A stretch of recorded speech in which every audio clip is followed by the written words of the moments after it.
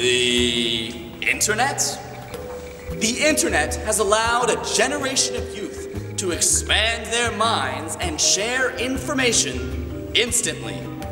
With the simple click of your browser button, you can now access an expansive collection of knowledge and information. But wait! With this great innovation, is there a downside? Let's take a look at Jimmy here, your typical young, naive teenager. Say hello, Jimmy. Let's watch as Jimmy logs on to his social networking website.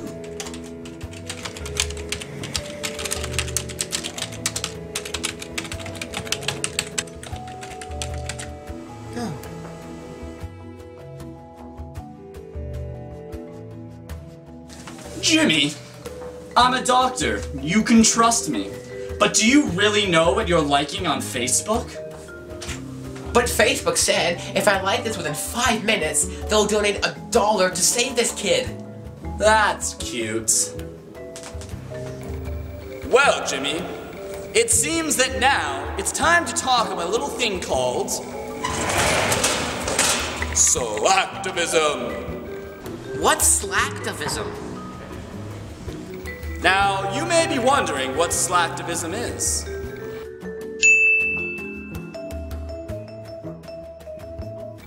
We all know that there are problems like child soldiers and world hunger, but what we often forget is that sometimes those photos aren't real, and there are things such as actors and cunning new age photo manipulation software that can exaggerate images and make them not so real, if you know what I mean, Jimmy. Wait, so I should stop concerning myself with social issues then? But youth are forgetting to address something else called media bias. What's media bias?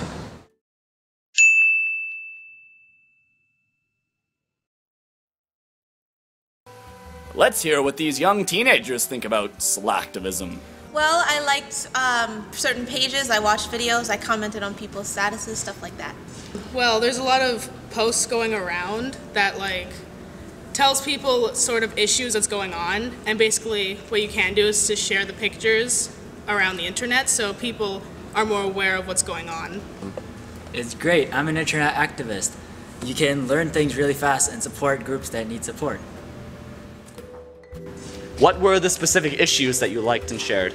There were things like Haiti and Coney, and those were the two major ones I remember. What do you know about the background of these issues? About Coney, I don't feel I know too much because of the video that I've seen. That was the only thing.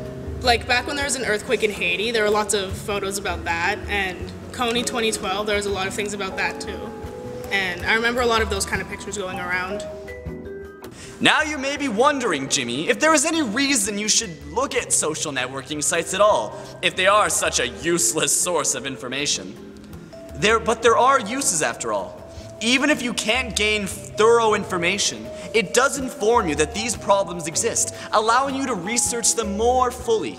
It also does allow for a greater level of connection between activist members. I never thought of that. Where protests were once lucky to get maybe 1,000 people, social networking has now allowed protests to expand to millions of people, even within a course of a couple of days.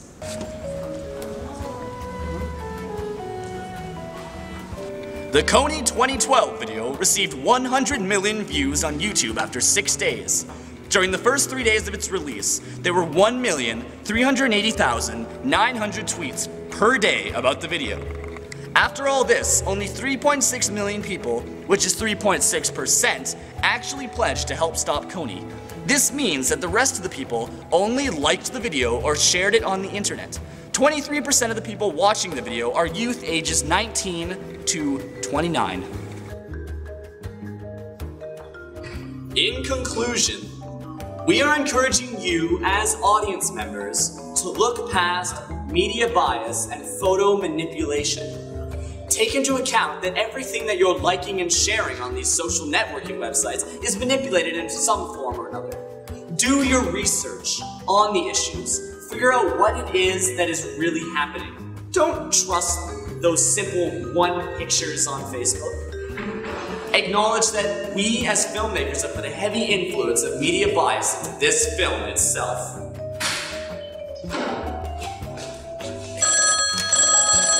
What's this? It appears that I'm getting a phone call. Hello? Oh yes, hello Mr. Producer. That's interesting.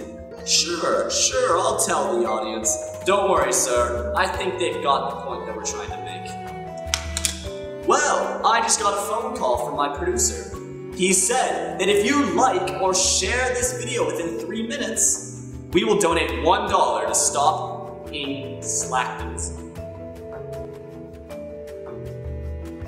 Slacktivism. The cast. Jared Velke as the host. Samuel J. Flatman as Jimmy. Written by Jared Velke, Devin Minton. Directed by Jared Velke, Devin Minton, Matthew Andrade, Waqar Muhammad, and Samuel J. Flatman. Camera work, Matthew Andrade, Waqar Muhammad, and Jared Velke. Costumes, again, Jared Velke. Lighting, Matthew Andrade, Waqar Muhammad. Editor, Waqar Muhammad. Co-editor, Jared Velke, again, Samuel J. Flatman. Graphics and still photography, Waqar Muhammad, and Jared Velke.